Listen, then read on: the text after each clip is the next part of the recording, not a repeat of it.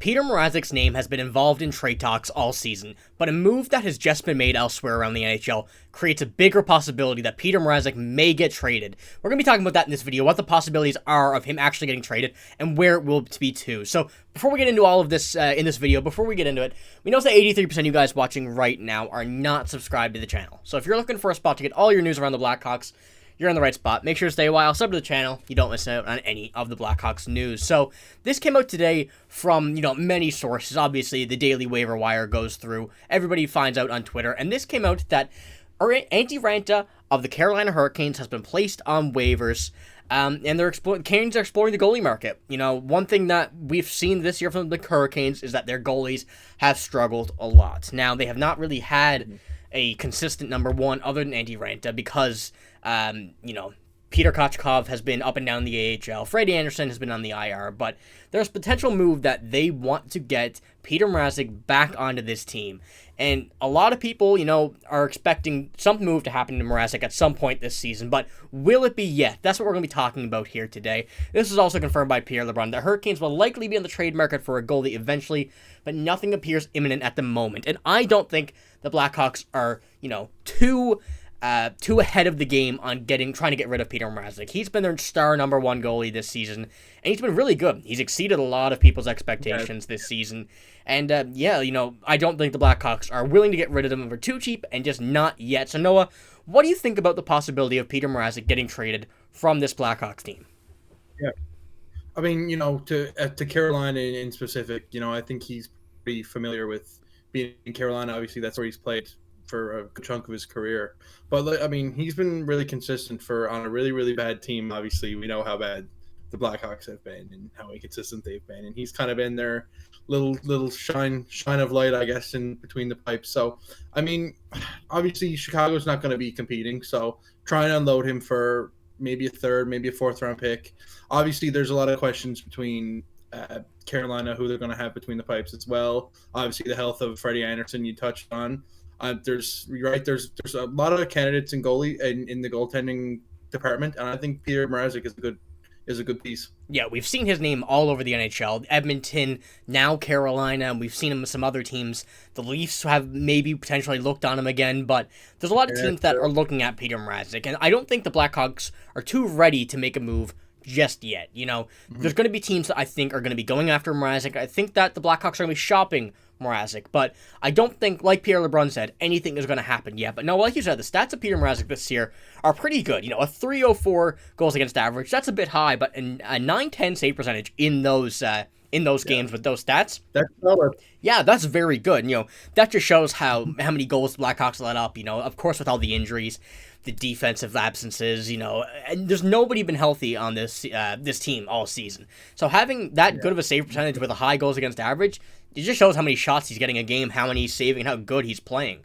And, I think this is what the Carolina Hurricanes are looking for. Petr Mrazek's not usually in this conversation of being a top goalie in the NHL, someone teams are going after, but what we've seen from him this year, even in the advanced stats department, which you can see here from Andy Morono on Twitter, a lot of green. For those, to put it at the best way, the easiest way possible, green's good, red's bad. A lot of green, very little red, which is exactly what you want to see. So maybe a team looking for, a solid goalie for the time being. Petr Mrazek could be the case, but I do think that there's a good chance that he'd be moved. But what do you think the possibilities are of Chicago wanting to make this move is the real question. 100%. 100%. Yeah, they're in no position to contend, right? I mean, they're not. There's no need to hold on to the. I mean, I'm not sure how old Mrazek is, but I know he's on the 32 side. 32, yeah. So why hold on to a guy who's going to be aging when you can get some value for him? You never know. This is a really, really good draft coming up. You never know what could happen. Like I said, third, fourth round pick. But I mean, we touched on Carolina, and I think Carolina fits perfectly. Obviously, there's a lot of questions with Freddie Anderson, and I think Mrazek. I think you have to analyze kind of how long Freddie Anderson is going to be out. And because obviously Mrazek could be a pretty solid backup if you roll with Kochetkov and Mrazek as your 1 and 2 in Carolina.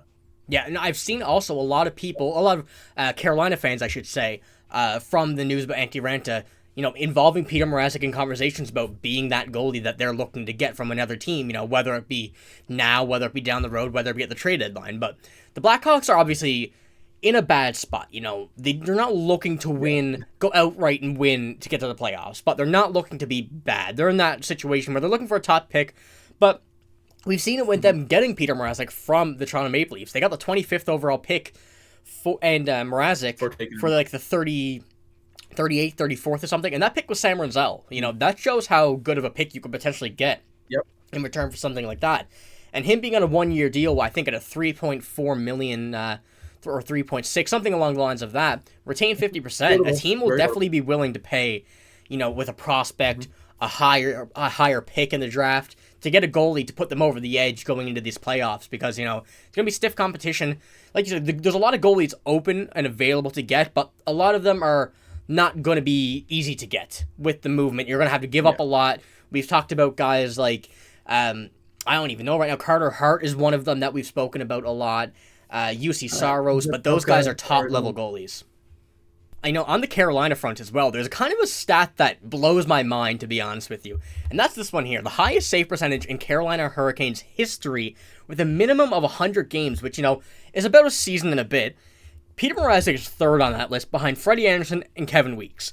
That, to me, just kind of seems really weird that Petr Mrazek, although he didn't play a long time there, but he's above guys like Cam Ward, and, you know, it just seems like a weird stat, and maybe a glimmer of hope for you Carolina Hurricanes fans that may be looking to get Petr Mrazek back for whatever you're willing to pay. You know, the Hurricanes are one team that are, I wouldn't say win now, but they're win soon. They need to, they can't afford to take a year off their playoff push, their playoff run, so getting a goalie, you know, Petr Mrazek, like you said, Noah, if you go Peter Kochetkov and Petr Mrazek, you're going to be in a pretty good spot, whether you go 50-50, 60-40, something along the lines of what Ullmark and Swayman are doing in Boston. But what do you think that Petr Mrazek would commend? You know, you said a third or fourth pick, but I think that you could probably even get more if he continues to play at the level he is, also with the 50% retained salary due to him being on his final year of his contract. The Blackhawks capable of doing it and capable of taking on that salary cap. So what do you think